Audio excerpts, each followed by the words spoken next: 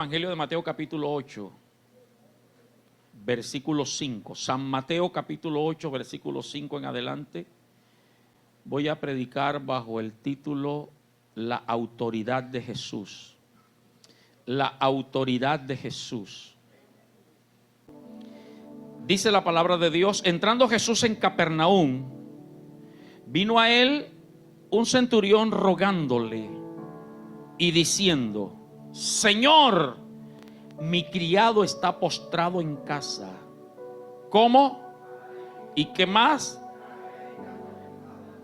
No dice con dolor, era un tormento grande ese dolor. Jesús le dijo: yo iré y le sanaré.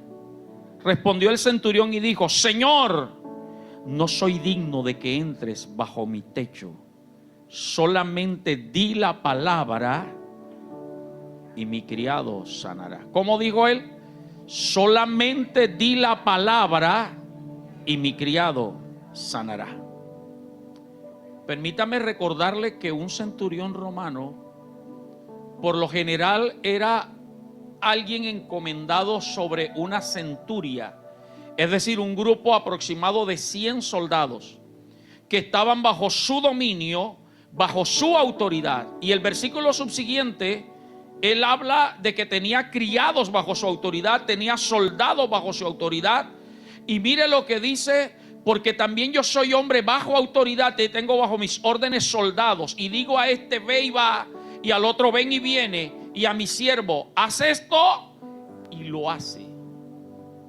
O sea que no era cualquier persona. Era un hombre que tenía claro lo que era la autoridad. Y que para que alguien fuera centurión debía llenar ciertos requisitos. Entre ellos, debía tener la voz de mando, la autoridad para ejercerla sobre los que estaban bajo su dominio. Porque hay gente que ha sido puesta en eminencia o en autoridad, pero no la sabe ejercer. Es decir, aunque es el que está arriba y se supone que debería mandar, los que están debajo son los que lo gobiernan y lo mandan. Como sucede en algunos hogares, no de la iglesia Edén, en otras iglesias, que Dios dice con claridad que el varón es la cabeza, la autoridad, pero la realidad es que la mujer es la que manda. Para que me entienda un poquito. Entonces, el que iba a ser escogido como centurión debía tener la capacidad de mando. Al centurión se le consideraba como la espina dorsal del ejército romano. Ahora escúchame, por su posición, este hombre que llegó donde Jesús sabía lo que era dar órdenes. Él sabía lo que era decirle a uno: ven, y tenía que venir. Ve, y tenía que ir. Le gustara o no le gustara la orden. Yo no sé cuántos reservistas hay aquí o que pertenecieron a las Fuerzas Armadas, a la policía. Sabía que habían órdenes, Walter. En estos días Walter me estaba contando la historia de cuando empezó su carrera, que le tocaba lavar baños y baños tapados. ¿Te acuerdas? Y ahí tenían que hacer algo. Y yo creo que a ninguno de nosotros nos gustaría estar en esa situación. Las mamás son las únicas que son capaces de destaparle el baño a los hijos y aún hasta al marido.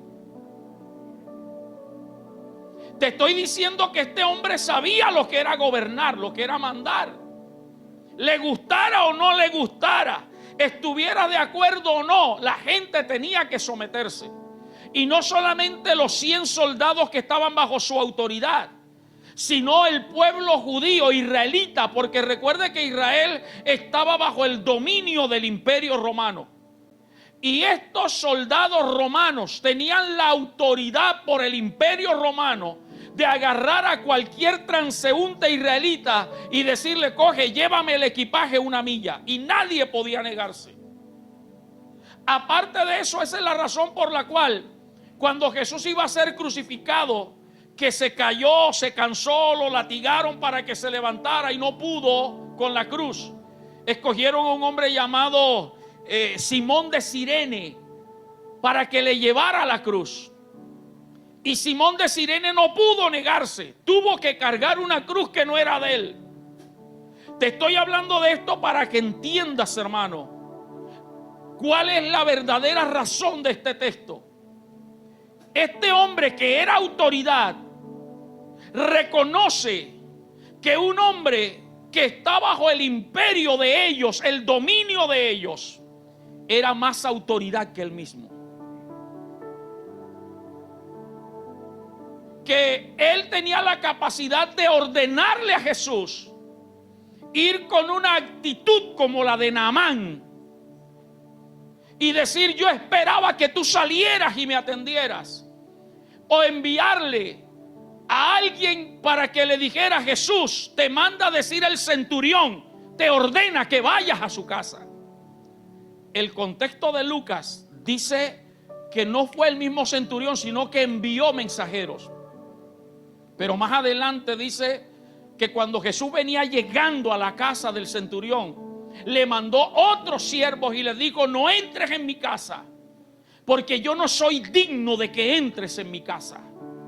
O sea, este hombre reconoció hasta tal grado que el versículo 5 que leímos, la última parte, dice que le rogó a Jesús. ¿Qué fue lo que él vio en Jesús? Lo primero es que lo reconoció como Señor. El versículo 6 diciendo: Señor, mi criado está postrado en casa. En el original hebreo, la Biblia hebrea dice Adón o Adonai. Y Adón o Adonai es el título que se le daba a Dios en el pueblo judío. Para no mencionar el nombre de Dios, le decían Adón o Adonai. Y Adonai significa Dios es el amo. Adonai significa Dios es el que reina sobre todas las cosas. Adonai significa el que mantiene su poder invencible y que para él no hay nada imposible. Mire todo lo que este hombre está expresando con una palabra, Señor, pero en el original Adón. Le está diciendo también: eres el gobernador de todo lo que existe. Está dando a entender que él sabía que todo lo creado se sujeta ante el nombre de Jesús. Y como dice más adelante la Biblia en las cartas apostólicas, sean dominios, sean principados, sean imperios, todo fue creado por Él y para Él, y todo está sujeto ante Él, porque Él da la orden y toda la creación se somete a lo que Él ordena. Un hombre de autoridad, reconociendo que había alguien por encima de él.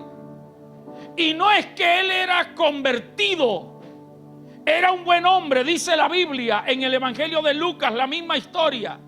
Le había construido una sinagoga al pueblo judío, pero sin embargo él seguía ejerciendo su autoridad. Él reconoce a Jesús como su Adón. Hermano, yo creo que ya es el tiempo de que usted y yo empecemos a reconocer a Jesús como nuestro Adón o Adonai. Porque hay gente que ve a Dios como el Dios creador, como su Padre, pero no lo ve como su Señor. Y cuando tú reconoces a Jesús como tu Señor, sabes que tienes que someterte a Él, humillarte a Él y entregarle sin condiciones todo lo que eres y todo lo que tienes. 2, 3 amenes. Hay gente que recibe a Jesús como el Salvador de su vida, porque creo que Él murió por mí, porque creo que Él fue condenado por mi culpa, Él llevó mis pecados, porque solo en Él hay salvación, porque en Él es el único que me libra del infierno. Eso es recibirlo como Salvador. Pero cuando tú das el paso de recibirlo como Señor, tú entiendes que tu vida tiene que ser dedicada solo para Él, y que tú y yo no podemos vivir para nosotros, bajo nuestras pasiones, bajo nuestros deseos, bajo nuestros conceptos, sino bajo lo que la Biblia enseña. Eso es recibirlo como Señor. Dale gloria, dale honra.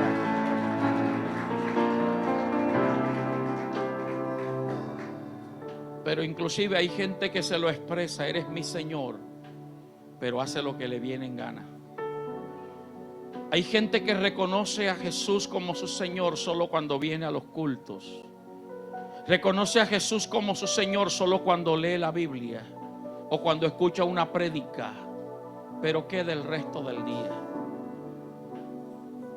Señor, es que yo sé lo que tú dices, Padre, pero es que yo no puedo perdonar. Adón o Adonai te dice que si tú no perdonas, Él no te perdona a ti. Adón Adonai te dice que si alguien te golpea en una mejilla, ponle la otra. ¿Y cómo nos cuesta entender eso? Este hombre, sin ser cristiano, sin tener el conocimiento que tú y yo tenemos de la Biblia, él le ruega y lo reconoce como el Adón.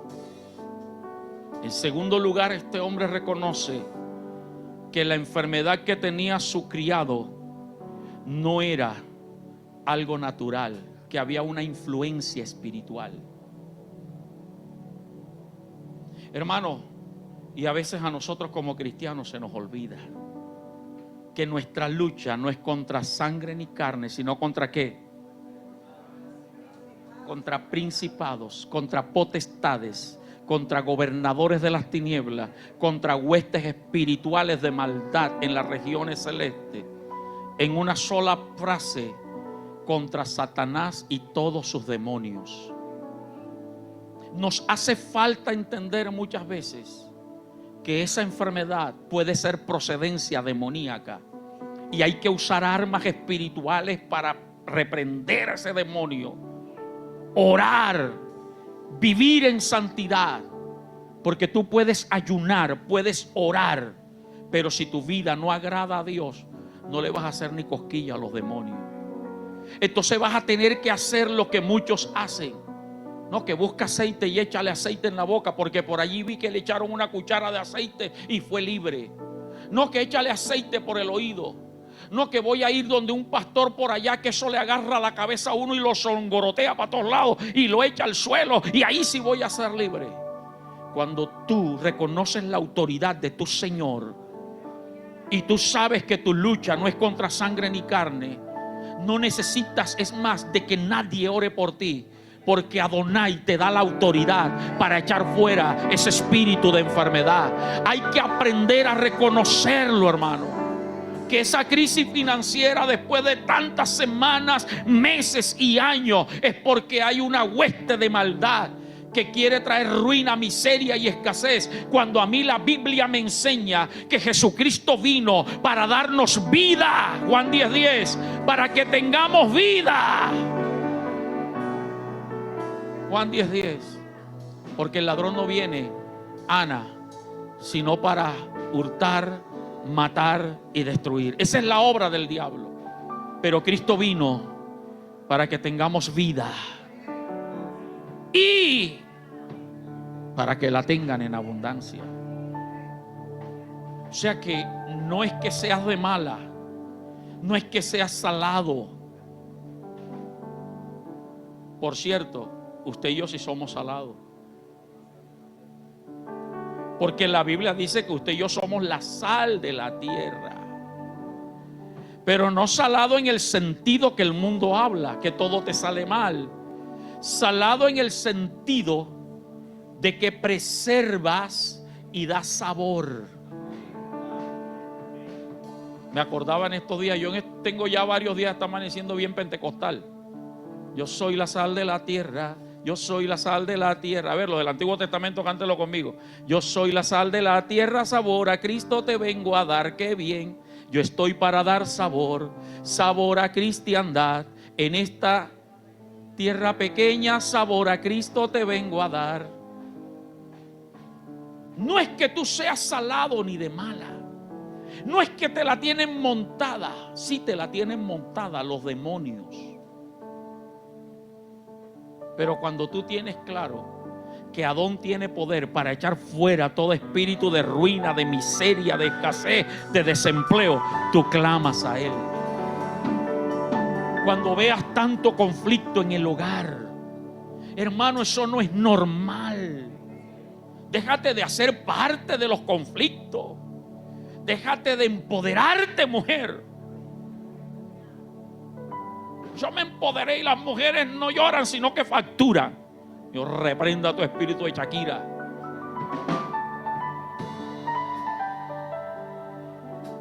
Y entonces los maridos también, no, yo no me la voy a dejar montar.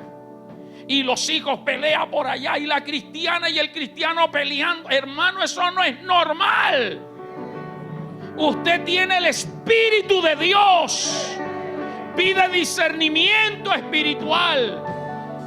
Pastor, pero ¿cómo hago? Reprendo espíritu de yo no sé qué, no sé cómo se llama. No, ora, pide discernimiento, conságrate, madruga a buscar a Dios. Y Dios te va a revelar qué es lo que está pasando. Si de pronto es envidia, como lo dije creo que el domingo pasado que oramos, enviaciones, el que te besa, el que te abraza, el que te saluda, el que te da el tintico, el que te da aquello, por un lado te muestra una cara, pero por detrás te está maldiciendo, porque envidia lo que tú tienes. Envidia tu hogar, envidia tu matrimonio, envidia tus hijos, envidia tu finanza, y te envía y te hace brujería y te lanza palabras negativas. Usted tiene que estar a la expectativa, hermano, y debes tener claro lo que tenía claro este centurión, que Cristo es más poderoso y más grande.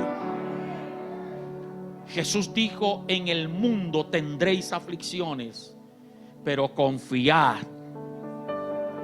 Dígalo con gozo. Jesús dijo: en el mundo tendréis aflicciones, pero confíen, yo he vencido al mundo.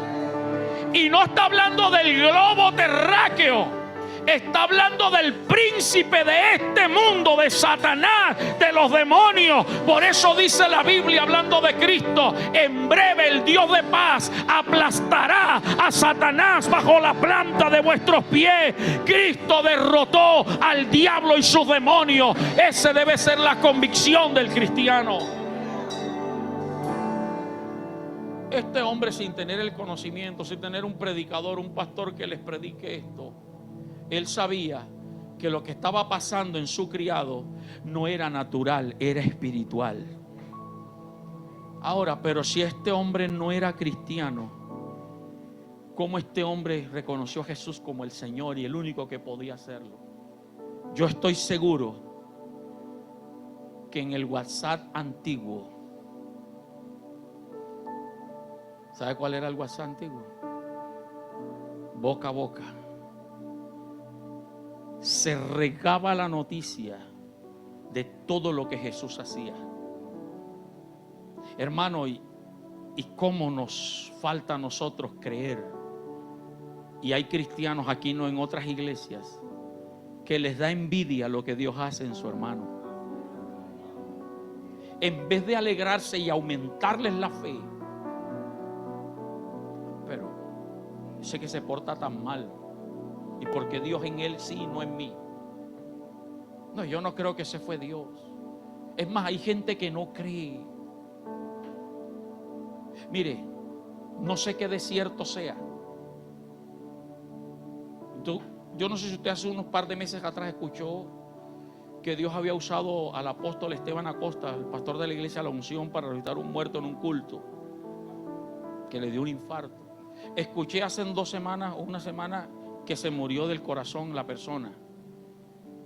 Algunos comenzaron a decir: eso es una farsa, Yo lo primero que dije fue: si se murió del corazón es porque de verdad se había muerto en el culto y Dios lo resucitó. O sea, yo sí creí en ese milagro. Pastor, ¿y por qué se murió? Porque seguramente el hombre no aprovechó la oportunidad que Dios le dio. O porque muchas veces la voluntad absoluta de Dios era cortarlo. Pero Dios, para no dejar en vergüenza a su hijo, porque usted sabe que ahora todo lo graban. Usted se imagina si ese hombre no resucita, hubiera sido peor. Pero usted no tiene por qué dudar del poder de Dios. Lo que usted escuche, hermano, créalo. Lo que Dios hace es poderoso y milagroso. Y sobre todo tienes que creerlo, que si lo hizo en otro, lo va a hacer en ti. Y si está demorando tu milagro, tu sanidad, tu bendición, es porque lo que va a hacer en ti es más grande que lo que hizo en aquel. Es porque Dios te tiene reservado para cosas grandes y extraordinarias. Es porque Dios no te quiere dar un hijo, simplemente apláudelo y dale gloria. Ana Wilfran le pedía un hijo varón y luego se lo pidió para dedicárselo. Y Dios no se lo daba, porque en el pensamiento de Dios no estaba darle un hijo solamente. Estaba en el pensamiento de Dios darle el último juez de Israel y el primer gran profeta de la nación. Zacarías y Elizabeth, hombres intachables que se merecían que Dios les bendijera con un hijo, que eran irreprensibles. Levánteme la mano el que se siente irreprensible en Dios.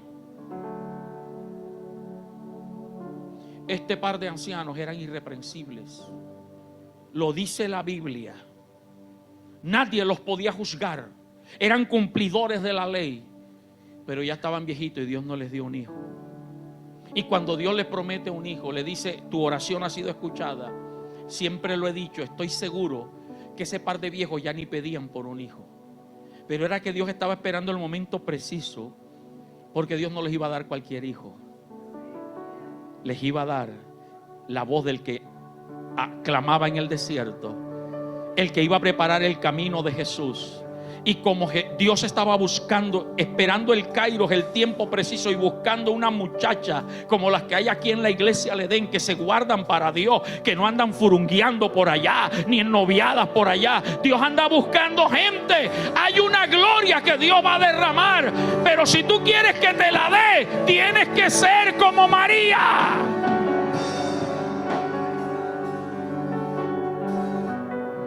Y Dios esperó que pasaran, quién sabe, 40, 50 años, hasta que llegó el kairos y dijo: estos los tengo reservados, son irreprensibles. Y les dio, no cualquier hijo, le dio a Juan el Bautista. Hermano, lo que has oído, créelo. Este centurión había oído el poder sobrenatural de Jesús. Había oído el poder que Jesús tenía sobre el mundo espiritual. Marcos capítulo 4, por favor, ya te digo el versículo. Marcos 4, él había oído que por una orden de Jesús, con una sola palabra, el mar y el viento se habían sometido a Jesús. Jesús sabe el mundo espiritual. Lo pongo en contexto para leer el texto que me interesa.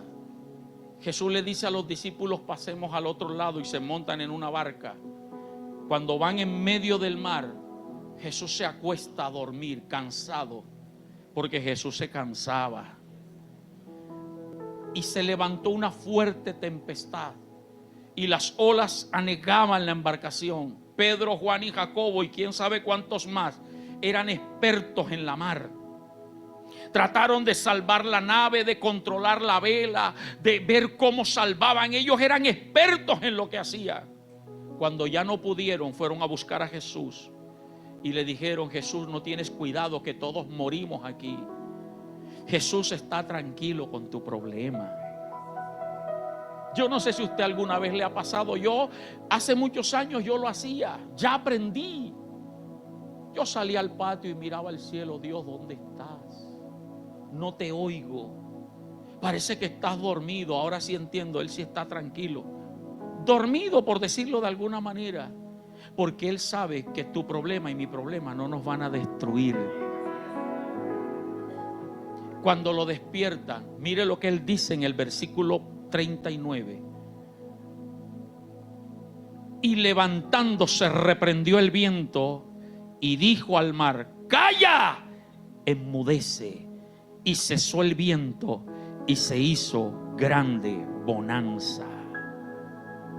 ¿Sabe por qué Jesús estaba tranquilo? Porque Jesús les dijo: pasemos al otro lado. Busca el primer versículo de esa historia. Pasemos al otro lado.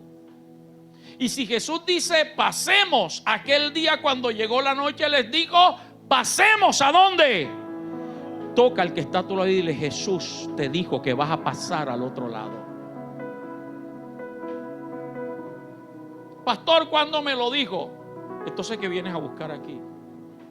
Si cada predicador que se para aquí te está diciendo que Dios va a hacer el milagro.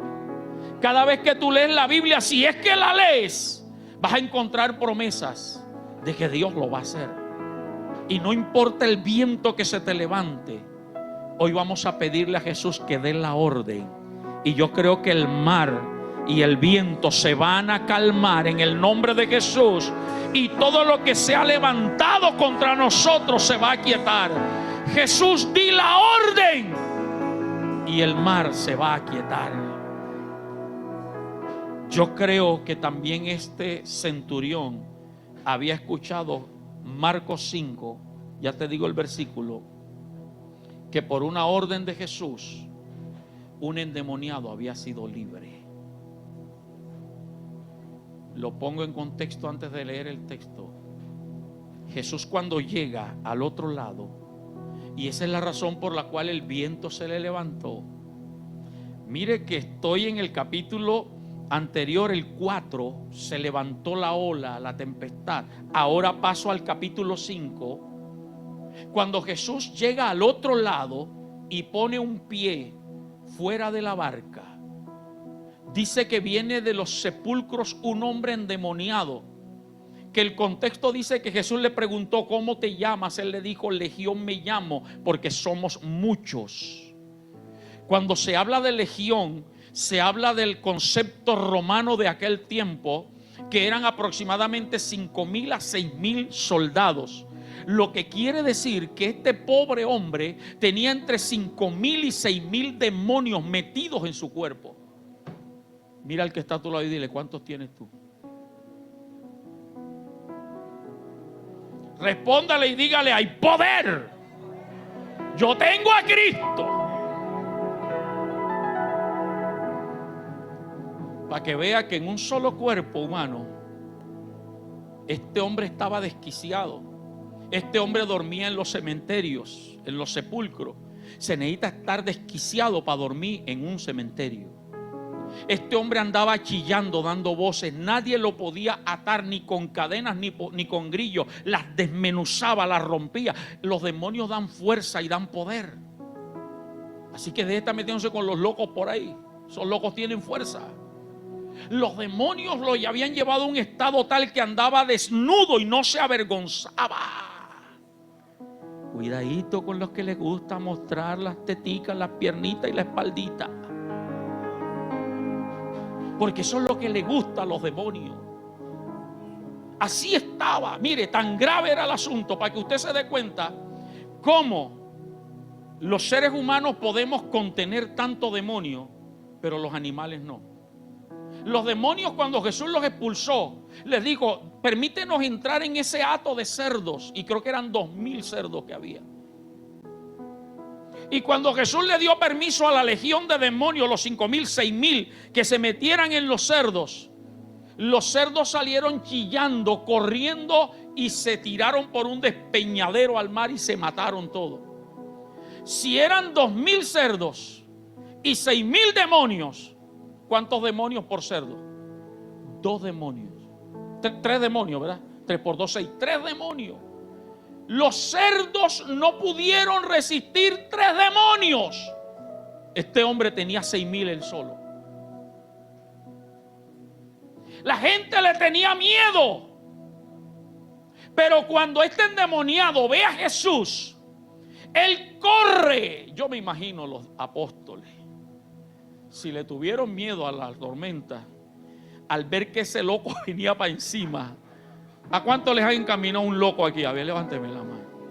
Angie, ¿y qué has pensado? Ay, Dios mío, hasta aquí llegué yo. Yo me imagino a los demonios, a los apóstoles, metieron otra vez en la barca y vamos para atrás. El endemoniado se le tiró, cayó de rodillas y le dijo: ¿qué tienes con nosotros, Jesús, Hijo del Dios Altísimo? Porque los demonios reconocen quién es Jesús. Pastor, ellos reconocen quién es Jesús, pero no quién soy yo. Estás mal. Porque la Biblia dice: ya no vivo yo, sino que vive Cristo en mí. Y recuerde que los hijos de un tal Esceva quisieron hacer lo que Pablo hacía, reprendía demonios. Y le dijeron, cogieron a un loco endemoniado y le dijeron: te conjuramos en el nombre de Jesús, a quien predica Pablo, que sueltes esta persona. Y el demonio le dijo: sé quién es Jesús, sé quién es Pablo, pero no sé quiénes son ustedes. Así que los demonios tienen que conocerte. Yo te lo he dicho, hermano. Donde usted llega, hay demonios. Donde quiera que vayas, allá afuera hay demonios.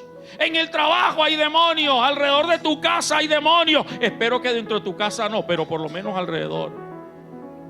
Y donde tú y yo llegamos, somos amenaza si somos conocidos. Y el demonio le dijo: a ustedes no los conozco, pero a Pablo y a Jesús sí. Yo he tenido experiencia, se las he contado. Otro día le vuelvo a contar de eso. En otros países los demonios me han reconocido. Gente que ha hablado y me ha dicho: sé quién eres, de dónde vienes, te llamas así, así, así. En tu nombre hay un letrero escrito con letras de sangre que dice: Jonathan Salguedo se busca. A mí no me da miedo, a mí me da alegría. Déjate de ser un cristiano a la secreta. Yo soy un evangélico James Bond 007. En la escuela nadie sabe que soy evangélico. En la universidad nadie sabe que soy evangélico. Yo no necesito andar con... Usted no me ve en la calle a mí con una Biblia. Mire, usted no me ve en el día a día con una guayabera, con una chaqueta puesta. No, yo ando normal. Pero yo no necesito andar con una Biblia, ni andar diciendo gloria a Dios para que la gente sepa. La Biblia dice: por sus frutos los conocerán. La gente tiene que ver que tú no hablas como ellos, que tú no gritas como ellos, que tú no oyes lo que ellos oyen. Los demonios tienen que conocerte. Los demonios le dijeron: ¿qué tienes con nosotros? Versículo 6 de Marcos 5. Cuando vio pues a Jesús de lejos, corrió y se arrodilló ante él, y clamando a gran voz gritó: ¿qué tienes conmigo, Jesús, Hijo del Dios Altísimo? Te conjuro por Dios que no me atormentes. Porque le decía: sal de este hombre. Mire que Jesús no dijo: salgan 6,000 demonios, porque Jesús sabía que había un principado. Y muchas veces nosotros nos dedicamos a pelear con demonitos y no sacamos al jefe, al principado. En estos días predicaba y le decía que el hombre fuertemente armado está tranquilo y en paz hasta que llega otro más fuerte que él, lo ata y le quita los bienes que posee. El más fuerte es Cristo y eres tú. Y no importa lo que los demonios tengan alrededor tuyo, hoy Cristo va a dar la orden para que seas libre. Le termino la historia. El demonio fue libre, el endemoniado fue libre. Los demonios se metieron en el hato de cerdo, se despeñaron los cerdos, murieron. Y la gente, en vez de alegrarse por el milagro del hombre, les molestó que los cerdos se hayan muerto. Era más importante para ellos los cerdos que una persona. Ni más ni menos lo que pasa hoy día. La gente cuida más a un perrito y no le importa matar a un bebé de un día de nacido, de una semana de nacido. La gente le interesa más lo externo. A lo malo llaman bueno y a lo bueno llaman malo. Tengamos cuidado, hermano. La gente le dijo a Jesús: vete de aquí, no te queremos. ¿Sabe por qué? Porque Gadara era un centro espiritista.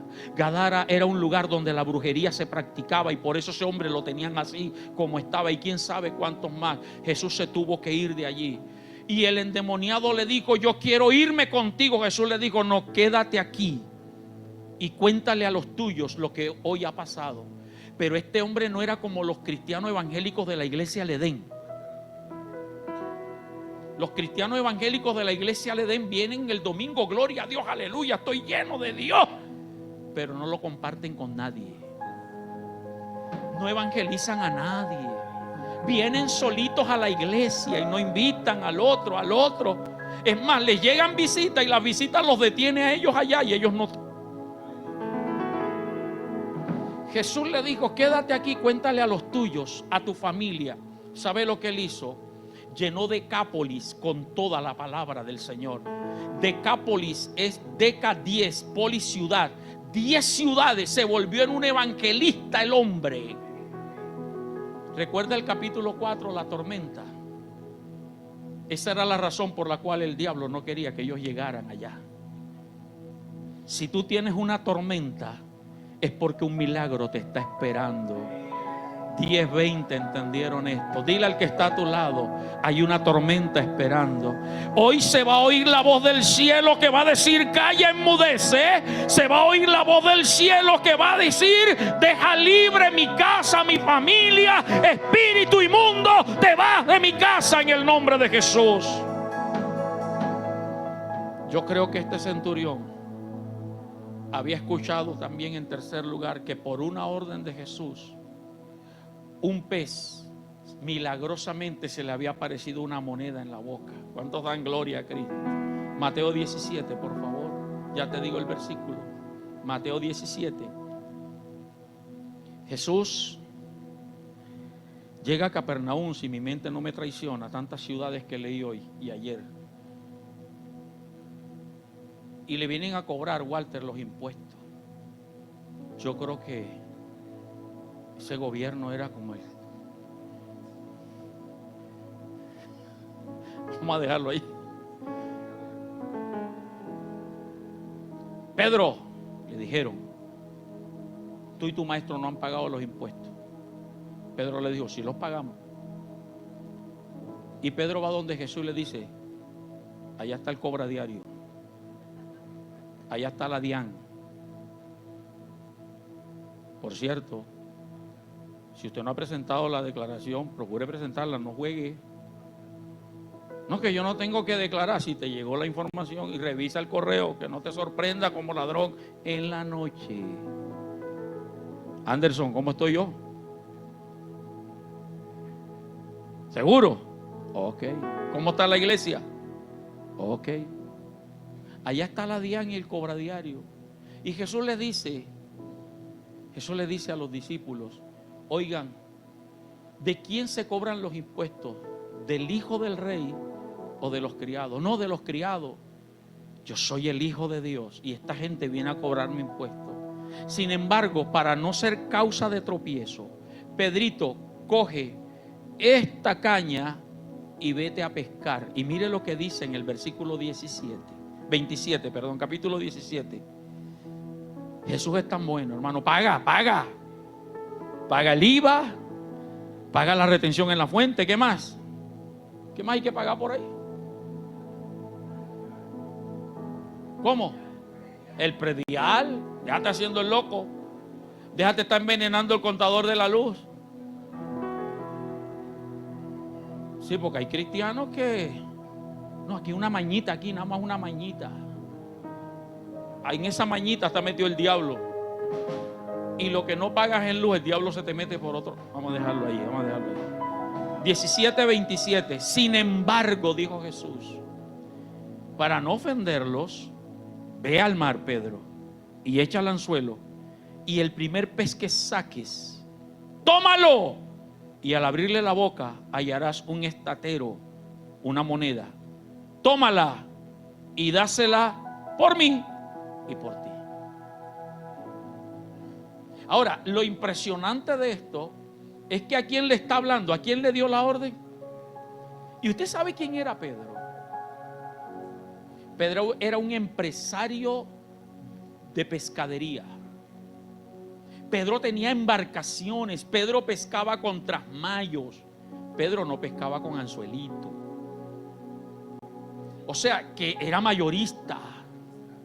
Se metía en las profundidades allá. Recuerde cuando Jesús lo llamó y le dijo: boga mar adentro y echa a la derecha. Ahora usted se imagina qué vergüenza, qué oso, qué dirá el círculo social. Pedrito con una cañita en el hombro, en el caño de Juan Angola, allá de aquel lado de la perimetral también.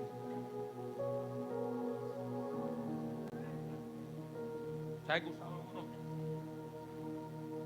Pero obedeció. Y el primer pez que sacó, lo abrió y encontró la moneda. Pero Jesús, como conocía el corazón de Pedro, mire cuál fue la orden. Sin embargo, para no ofenderlo, ve y echa el anzuelo y el primer pez. Si hay un primero, seguro que Pedrito, después que le picó el primero y encontró la moneda, volvió a tirar para ver si había más.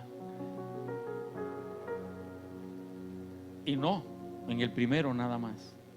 Hay milagros que son ya, pero nosotros somos tan ambiciosos, hermano.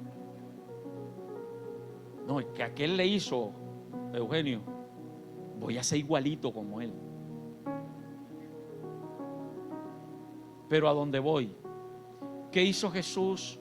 Pero con una sola orden, un pez apareció con una moneda en la boca. Yo creo que mi Cristo hoy va a dar la orden, y lo que tú y yo tanto estamos esperando va a aparecer de una manera milagrosa y extraordinaria.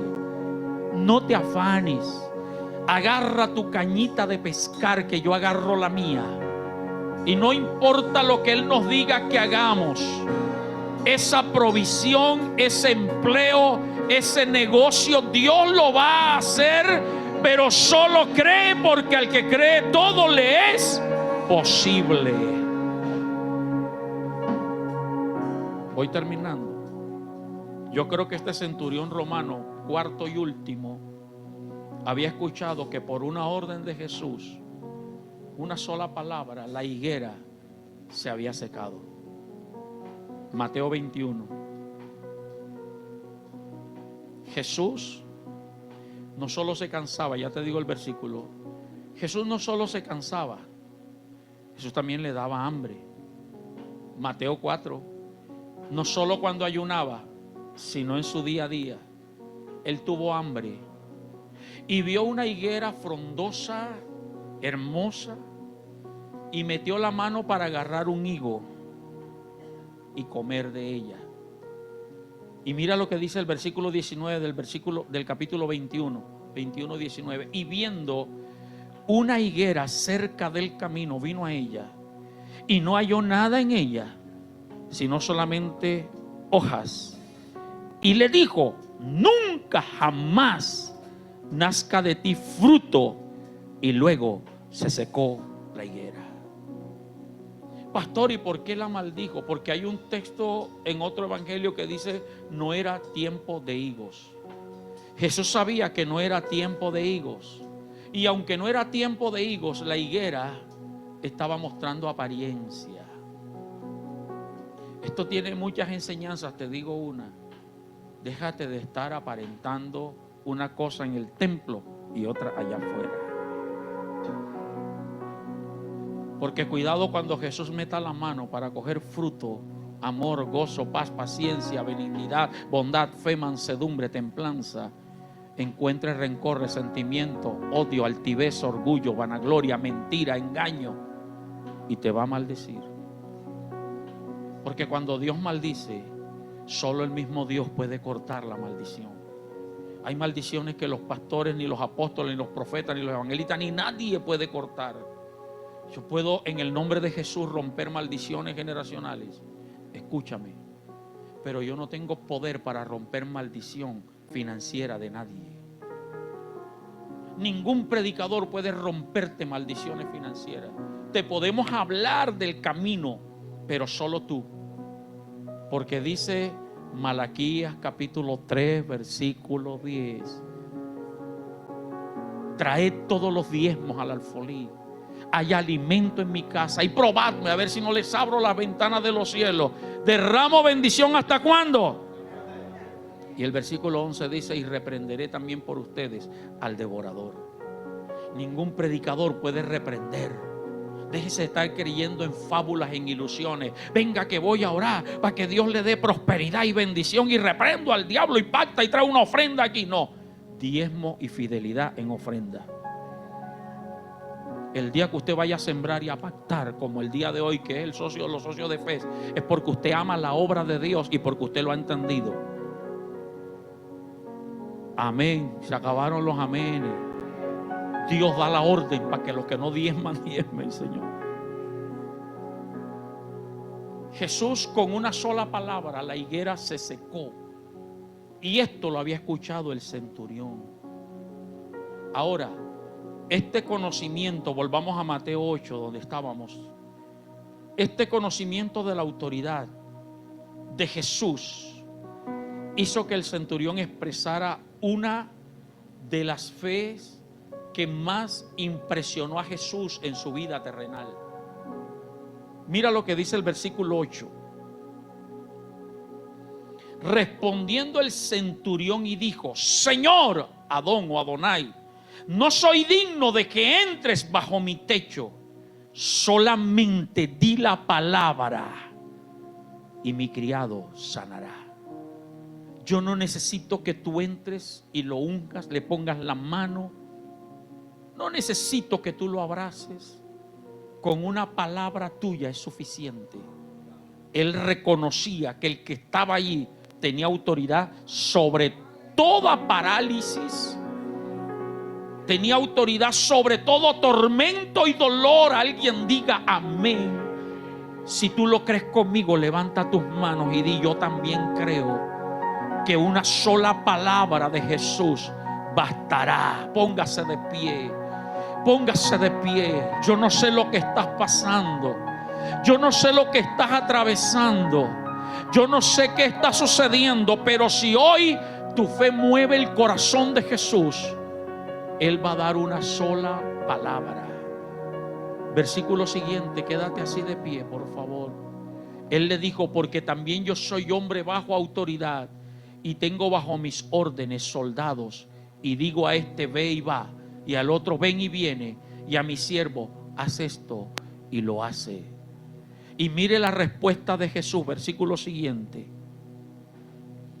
Al oírlo, Jesús se maravilló, se asombró y dijo a los que le seguían: de cierto os digo que ni aún en Israel he hallado tanta fe.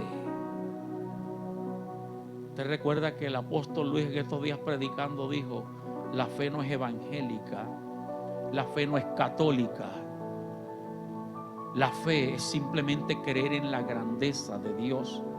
Este hombre era romano, pero él creyó. Y Jesús dijo: no he hallado en Israel tanta fe. Versículo siguiente. Y os digo, esto es para ti y para mí, vendrán muchos del oriente y del occidente y se sentarán con Abraham e Isaac y Jacob en el reino de los cielos. Continúa, por favor.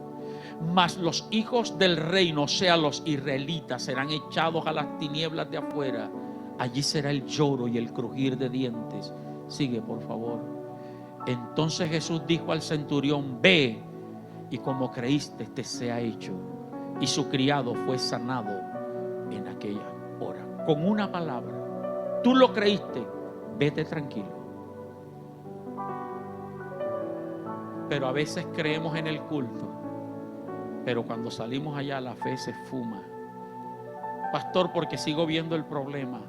Hay cosas que Dios va a hacer instantánea hoy, hay otras que las va a hacer progresivas, pero como tú lo crees, así va a suceder.